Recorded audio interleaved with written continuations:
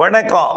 செல்வகுமாரின் நீண்டகால வானிலை ஆய்வறிக்கை 2026 ஆகஸ்ட் 22 சனிக்கிழமை அதிகாலை நிலவர ஆய்வறிக்கை. அதிகாரப்பூர்வ வானிலை அறிக்கைக்கு இந்திய வானிலை ஆராய்ச்சித்துறை அறிக்கையை பார்க்கவும். இந்த அறிக்கை இன்றைக்கு சமர்ப்பிக்கப்படுவதற்கு காரணம் நேற்றிலிருந்து வந்திருக்கக்கூடிய கேள்வியின் விளக்கமாக இது அமையும். என்ன கேள்வின்னு பார்த்தீங்கன்னா, எங்கள் ஊருக்கு நீண்ட காலமா மழையே இல்லை, வர்ற மழை எங்க ஊருக்கு பெய்யாம டக்குன்னு அந்த இடத்த ஒதுக்கிட்டு போயிருது. ஒன்று, அது எந்தெந்த ஊர்னு அவங்களுக்கும் தெரியும். வேகமாக வருகிறது, வரும்பொழுது எங்களை நோக்கி வரும்பொழுது எங்கள் ஊருக்கு முன்பே அப்படியே திசை மாறி விடுகிறது அப்படின்னு உங்களுக்கு தெரியும். ஒன்று. இதற்கு அவங்க என்ன செய்யறாங்கன்னா பலவித குழப்பம். அதையோ அவங்க சொல்ற மனசுல போட்டிருக்க குழப்பத்தை பார்த்தீங்கன்னா ஏகப்பட்ட குழப்பங்கள் வச்சிருக்காங்க. அப்புறம் அடுத்தது, வேதாரண்யம் பகுதியில மழை பெய்யவே இல்லை, ராமநாதபுரம் தெற்கு கடலோரம் பெய்யவே இல்லை, பெருநாளி கொஞ்சம் பெஞ்சது ஒரு நாள், உள்ள கிழக்க பெய்யல, தூத்துக்குடி கடலோரம் பெய்யல, அப்புறம் பாத்தீங்கன்னா பாலக்காட்டு கடவாயில பெய்யல, கயத்தாறுல பெய்யல, அப்படி இப்படின்னு சொல்லி எப்ப பெய்யும். அதே போல இன்னும் பல மாவட்டங்கள் நிறைய ஒதுக்கீடு பகுதியெல்லாம் சொல்லிட்டே இருக்கீங்க. எல்லோருக்கும் அங்கங்க ஒரு செட்டிங் இருக்கு, அப்பதான் பெய்யும். இப்போ உதாரணத்துக்கு நம்ம நேற்றைக்கே அறிக்கையில சொன்னோம், திருப்பூரில் நேற்று முன்தினம் தொடங்கிய மழை இரு காற்று இணைமுடிச்சுக்கலாம். அங்கிருந்து புறப்படுறது வெப்பத்தால் லேசாக்கி மேலெடுந்த காற்று அப்படியே ஏதோ ஒரு காரணத்தினால அங்கங்க குளிர்விக்கும். மழை இருந்தால் மரங்களால் குளிர்விக்கும், இல்லைன்னா ஏதாவது ஒரு குளிர்ந்த காற்று இல்ல காற்று சுழற்சி, இரு காற்று இணைவு, காற்று முறிதல், இதெல்லாம் அப்படியே அழுத்தம் மேல தூக்குறது, அதாவது மேலடுக்கு போக போக போக காற்றோட குளிர்ச்சி தன்மை, அப்புறம் வளிமண்டல சுழற்சி, இதெல்லாம் அப்படியே குளிர்விக்கும். அப்புறம் கடலோரம் வரும்போது தெற்கில் இருந்து ராமநாதபுரம் கடலோரம் நுழையிற காற்று, டெல்டாவின் தெற்கு பகுதி நுழையிற காற்று அப்படியே உள்ள நுழைஞ்சு குளிர்விக்கும். இதெல்லாம் இயற்கை அமைப்பு. அப்போ நுழையிற இடத்துல காற்று தெற்குல இருந்து காற்று வரும்போது அங்க வந்து எப்படி வரும்? மேற்குல இருந்து வரக்கூடியது வடக்கு நோக்கி தான் தள்ளும். அப்ப திருப்பூர்ல இருந்து வரக்கூடிய வழித்தடத்துல எங்கெங்கெல்லாம் பெய்யுது? கரூர்ல அங்க பெஞ்சுது, நாமக்கல்ல கொஞ்சம் இடத்துல பெஞ்சுது, நாமக்கல் தாண்டி நாமக்கல்லையும் கிழக்கு பகுதியில் சில இடத்த ஒதுக்கியது, கொல்லிமலைக்கு மேற்கு புறம் இருக்கக்கூடிய அந்த பாக்கு மிளகு போன்ற சாகுபடி செய்யக்கூடிய பகுதியை ஒதுக்கிடுச்சு. அப்புறம் அப்படியே தாண்டி பெரம்பலூர் வந்து தீவிரம் அடைஞ்சுது, பெரம்பலூர்லயும் பல இடங்களை ஒதுக்கியது, பல இடங்கள்ல கனமாவும் பெஞ்சுது, அரியலூர்ல பல இடங்கள்ல பெஞ்சுது, கனமாவும் பெஞ்சுது. அப்புறம் ஜெயங்கொண்டம் வந்து நல்லா வலுப்பெற்றது. அப்புறம் கடலூர் மாவட்டத்துக்கும் மயிலாடுதுறை மாவட்டத்துக்கும் இடையில நன்றாக வலுத்துச்சு. நீடாமங்கலத்தில் 63 மில்லிமீட்டர் பெய்யுது, தஞ்சாவூர்ல பெய்தது. அதே போல பாபநாசம், கும்பகோணம், கபிஸ்தலம், இப்படியே பட்டீஸ்வரம், இதெல்லாம் கனமழை பெஞ்சுது. அப்படியே திருவாரூர் வடக்குல கனமழை, திருவாரூர் கூட 2 சென்டிமீட்டர் பெய்யுது. அப்படியே கீவளூர் பெய்தது, நாகப்பட்டினம் போய் அங்க போய் நல்ல மழை, காரைக்கால் பெய்யுது, இப்படி எல்லாம் மழை பெய்யுது. இப்ப பாருங்க எந்த அளவு ஒதுக்கி இருக்கு. வடுவூருக்கு, அதாவது கோவில்வண்ணிக்கு வடக்கே நல்ல மழை பெய்யுது. அதாவது கோவில்வண்ணி சொல்ல விட ஆதனூர் மண்டபம், ஐயம்பேட்டைக்கு வடக்க, அதாவது திருவாரூர் மாவட்டம், அதாவது வடுவூருக்கு வடக்கே நல்ல மழை, அதாவது ஆதனூர் மண்டபம், கோவில் நீடாமங்கலம் இதற்கு வடக்கே நல்ல மழை பெய்யுது. சரியா சொல்ல போனா எடமேலையூருக்கு வடக்கே, செட்டி சத்திரம் சோனாப்பேட்டைக்கு வடக்கே, முன்னாவல் கோட்டைக்கு வடக்கே நல்ல மழை பெய்யுது. ஏன் இந்த இடத்துக்கு பெய்யல ஒதுக்கிடுச்சு? அதே போல ஏன் கொல்லிமலைக்கு கிழக்கு புறம் ஏன் பெய்யல? சரி மன்னிக்கவும், கொல்லிப்புறையோட மேற்கு புறம் ஒரு சில பகுதிகளை பாக்கு மிளகு போட்ட பகுதியில் ஏன் பெய்யல? இதுக்கெல்லாம் ஒரு காரணம் உண்டு, நம்ம ஏற்கனவே நம்ம சொல்லியிருக்கோம். ஏன்னா வருவது வெப்பத்தால் லேசாக்கி மேலெழுந்து வருவது, எங்கே மழையாக இறங்குகிறதோ அங்கிருந்து எந்தெந்த ஊர்ல எல்லாம் அதிகமா வெயில் அடிச்சு அங்க காற்று லேசாக்கி மேலெழுந்து குறைந்த அழுத்தமாக தென்படுகிறதோ அந்த இடத்தை நோக்கி தான் போகும். ஆக இப்ப உதாரணத்திற்கு வழுவூர் அதன் சுற்றுவட்டார பகுதியில கொஞ்சம் குளிர்ச்சியா இருக்கும், அந்த இடத்துல என்ன செய்யும்? வெப்பம் அதிகரிக்காது. அதை விட கூடுதல் எங்க வெப்பம் அதிகமா இருக்கும்? வறட்சி பயிர்கள் சாகுபடி பண்ணக்கூடிய கோடை பயிர்கள், பருத்தி போன்றவை சாகுபடி செய்யக்கூடிய இடங்கள்ல, அல்ல வறண்டு தரிசா இருக்கக்கூடிய இடங்கள்ல கொஞ்சம் அப்படியே பயணிக்கும். தெற்கு நோக்கியும் வடக்கு நோக்கி பிரிஞ்சு போய் மழைப்பொழிவை கொடுக்கும். ஆகவே அந்த இடத்த கொஞ்சம் ஒதுக்கும். அதே போல தான் கொல்லிமலையோட மேற்கு பகுதியிலையும் பசுமையா இருக்கக்கூடிய பகுதியை ஒதுக்கும். அதுக்கப்புறம் அந்த இடத்துல பிரிஞ்சிடும், ஏன்னா அந்த இடத்துல குறைந்த அழுத்தம் இருக்காது, இப்படியே ஒதுக்கும். அதே போல காற்றோட வேகத்தை பொறுத்தும், தெற்கு காற்றோட வேகத்தை பொறுத்தும் இரு காற்று இணைவு இடம் மாறி மாறி அமையும். தெற்கு காற்றோட வேகம் கூடனா வடக்கு கொண்டு போய் மழை தள்ளும். காற்று சுழற்சியும் ஒரே மாதிரி இருக்காது, காலைல ஒரு மாதிரி இருக்கும், மதியம் ஒரு மாதிரி இருக்கும், மாலை மாதிரி இருக்கும். ஏன்னா ஒரு புயல் அப்படின்னா ஒரு வட்ட வடிவத்தில் இருக்கும், இந்த திசையில நகரும் அப்படின்னு சொல்லலாம். காற்றழுத்த தாழ்வு பகுதியை கூட சொல்லலாம், ஒரு காற்று சுழற்சியை கூட சொல்லிடலாம்னு வச்சுங்களேன். தாழ்வு பகுதி கீழடுத்து ஒரு வளிமண்டல மேலடுக்கு சுழற்சி, கீழடுக்கு சுழற்சி, இடையடுக்கு சுழற்சி, இதெல்லாம் பாத்தீங்கன்னா ஒரு ஷேப்ல இருக்காது. ஒரு மணிக்கு மணி, நிமிடத்துக்கு நிமிடம் அதோட வடிவத்தை மாற்றிக்கொண்டே இருக்கும். அப்ப வடிவத்தை மாற்றும் பொழுது எந்த இடத்துல அது இருக்கும், எந்த இடத்துல குறுகி இருக்கு, எந்த இடத்துல நீட்சி இருக்கு, எந்த இடத்துல வரக்கூடிய காற்றை குளிர்விக்கும், எந்த முனையில எந்த ஊர்ல எந்த அளவு குளிர்விக்கும், இதெல்லாம் அப்பப்பதான் டக்கு டக்குன்னு சொல்ல முடியும். இருந்த போதிலும் காற்று சுழற்சி உருவாக போகுது, ஆங்காங்கே மழை பெய்யும் அப்படிங்கறது சொல்லலாம். இந்த ஊர்ல மழை பெய்யுங்கிறது அந்தந்த நேரத்துல அது மாறிக்கொண்டே இருக்கும். இருந்தாலும் ஒரு 6 மணி நேரத்துக்கு முன்னாடி ஓரளவு துல்லியமா சொல்லலாம். 3 மணி நேரத்துக்கு முன்னாடி இன்னும் கூடுதல் துல்லியம் சொல்லலாம். 1 மணி நேரத்துக்கு முன்னாடி இன்னும் கூடுதல் சொல்லலாம்.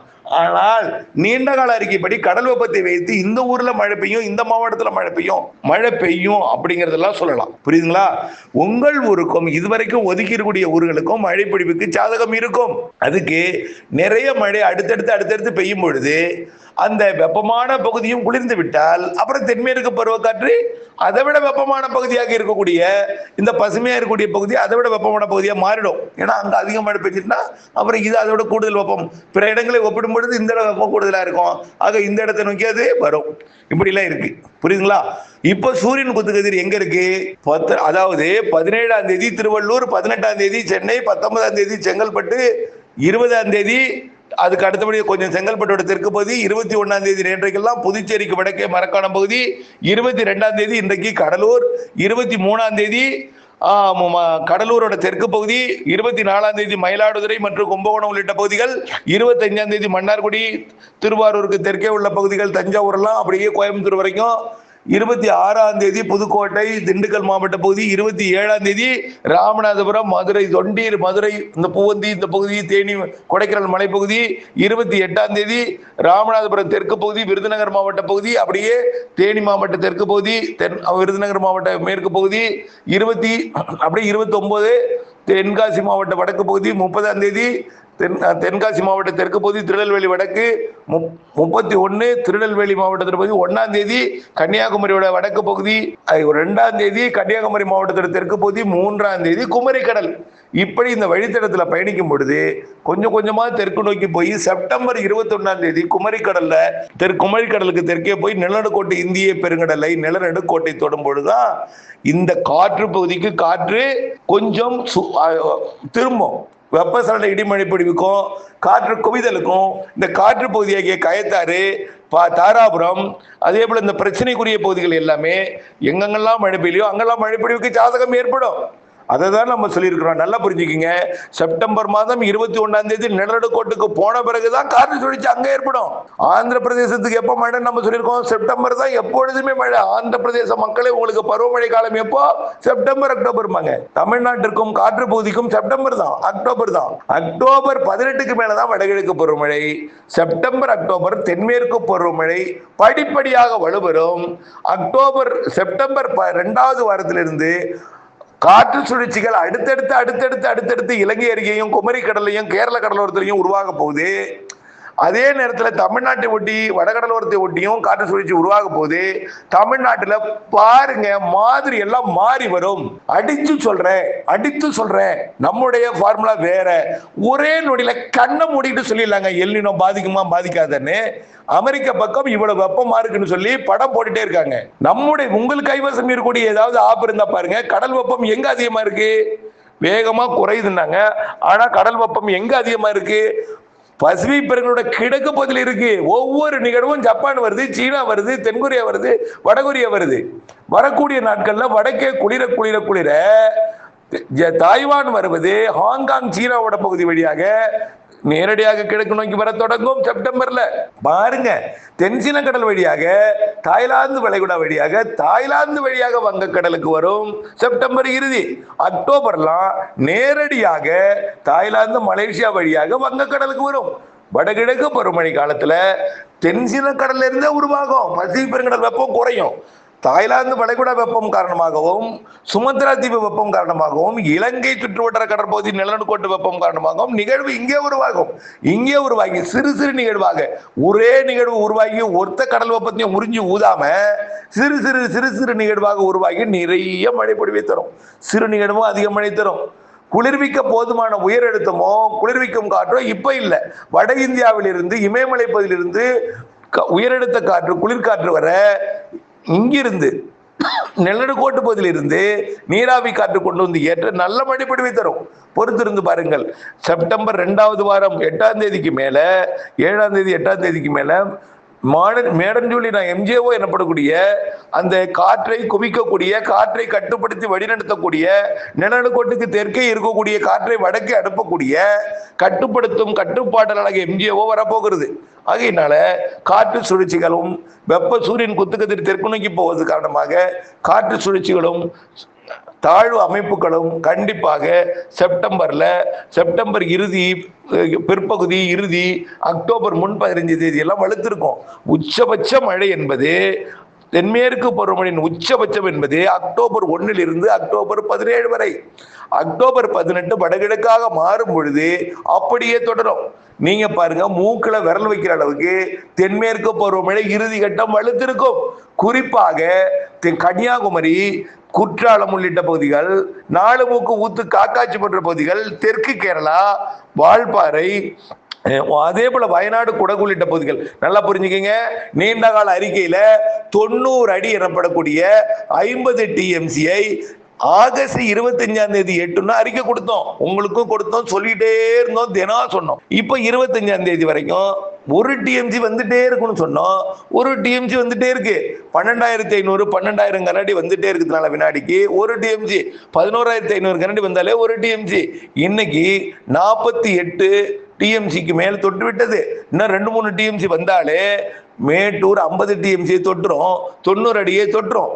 ஆகவே 25ஆம் தேதி இது மேட்டூர் அணை திறப்பது தொடர்பாக தமிழ்நாடு அரசு கலந்து ஆலோசனை அதிகாரிகள் நடத்தி திறப்பதற்கு வாய்ப்பு அதிகமாக இருக்கிறது என்பதையும் நான் தெரிவித்துக் கொண்டிருக்கிறேன். அதே போல தமிழ்நாட்டில் உள்ள இப்ப பவானி சாகர் அணை மிக அதல பாதாளத்தில் இருப்பது எனக்கும் தெரியும், அறிவேன். அந்த இடத்திற்கும் நீலகிரி மாவட்டத்தில் பெய்யக்கூடிய மழை காரணமாக, மேட்டுப்பாளையம் பில்லூர் அணைக்கட்டு பகுதியில் பெய்யக்கூடிய மழைப்பொழிவு காரணமாக கண்டிப்பா செப்டம்பர், அக்டோபர் முன் 15 தேதி வடகிழக்கு பருவமழைக்கு முன்பே கணிசமாக உயர்த்தும். வடகிழக்கு பருவமழை தொடங்கியதுமே அதாவது தென்மேற்கு பருவமழையே வடகிழக்கு பருவமழை மாறி செப்டம்பர் இறுதி, அக்டோபர்லாம் பெய்ய போகுது. அக்டோபர் முன் 15 தேதி வலுத்திருக்கும். ஒரு 15 நாள் நல்லாவே வலுத்திருக்கும். குறிப்பா இலங்கை ஒட்டி நிகழ்வுகள் உருவாகி நல்ல மழை தரும். அப்போ பவானி சாகருக்கு நீர் தரக்கூடிய நீலகிரி மாவட்ட பகுதிகளுக்கும், பில்லூர் அணைக்கட்டுக்கு மேற்கக்கூடிய பகுதிகளுக்கும், மாயாறு உள்ளிட்ட பகுதிகளுக்கும் நல்ல மழை பொழிவு தர இருக்கிறது. அதனால ரொம்ப மோசமான ஒரு நீர்நிலையில் நீர் இருப்பு இருப்பது பவானி சாகர் தான். ரொம்ப ரொம்ப ரொம்ப கம்மியா தான் இருக்கு. அதுக்கும் நம்பிக்கையூட்டும் மழைப்பொழிவு படிப்படியாக தொடங்கி நல்ல மழைப்பொழிவை வடகிழக்கு பருவமழைக்கு முன்பே கொஞ்சம் கொடுத்து நல்ல நீர்மட்டத்தை உயர்த்தும். கண்டிப்பா வடகிழக்கு பருவமழை நிரப்பும், பொறுத்திருந்து பாருங்கள். கண்டிப்பா அது நீலகிரி மாவட்டத்தின் தெற்கு செருளையும் மேற்கிழக்கு செருளையும் நல்ல மழைப்பொழிவை கொடுத்து நிரப்பும். நீலகிரிக்கு உண்டு. நீலகிரியுடைய வால்பாறை கூடுதல், வால்பாறையோட தேனி கூடுதல், தேனியை விட தென்காசி திருநெல்வேலி கூடுதல், கன்னியாகுமரி கூடுதல், கன்னியாகுமரி நாலுமுக்க ஊத்து காக்காட்சி கூடுதல் என்பதையும் நீங்கள் புரிந்து கொள்ள வேண்டும். கண்டிப்பாக இறுதிக்கட்ட தென்மேற்கு பருவமழை தீவிரம் இருக்கும். செப்டம்பர், அக்டோபர் நல்ல மழை இருக்கும். வரக்கூடிய நாட்கள் வெப்ப சரண மழைப்பொழிவு தமிழ்நாட்டில் இருக்கும். ஆகஸ்ட் இந்த மாதம் 23ஆம் தேதியிலிருந்து கேரளா, தெற்கு கேரளாவில் வலுப்பெறுது மழை. அதுக்கு தென் மாவட்டங்களில் மலை பகுதிகளில், குற்றாலம் உள்ளிட்ட பகுதிகளுக்கு நல்ல மழை பொழிவு கொடுக்கும். செப்டம்பர் 3 மேலும் வலுப்பெறும். 8ஆம் தேதியிலிருந்து மேலும் வலுப்பெறும். கண்டிப்பாக அதிகபட்ச தாமதம் ஏற்படும் பட்சத்தில் தான் நாம இதை சொல்லிட்டு இருக்கேன்.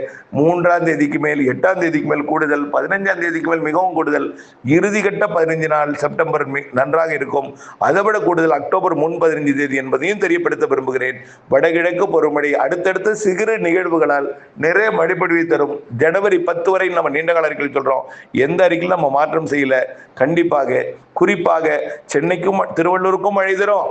தெற்கே வர கூடுதல், இலங்கை ஒட்டிய மாவட்டங்களுக்கு அதிகம், கிருஷ்ணகிரிக்கு சராசரி என்றால் சராசரிக்கு மிகவும் கூடுதல். தென்கோடி, திருநெல்வேலி, கன்னியாகுமரி, தூத்துக்குடி, ராமநாதபுரம், புதுக்கோட்டை, டெல்டா இதெல்லாமே அதே போல அளவு தான். நாலுமுக்கு காக்காட்சியிலிருந்து வரக்கூடிய தண்ணி அதே போல வால்பாறைக்கு தெற்கே மிக அதிகமாக இருக்கும், நல்லா இருக்கும் என்பதையும், எல்லா மாவட்டங்களுக்கும் சராசரி கூடுதல் என்பதையும் தயவு செய்து இந்த தென்னை, பாக்கு இவங்கெல்லாம் வச்சிருக்கவங்களாம் தயவு செய்து மனசை போட்டு குழப்பிக்க வேண்டாம்.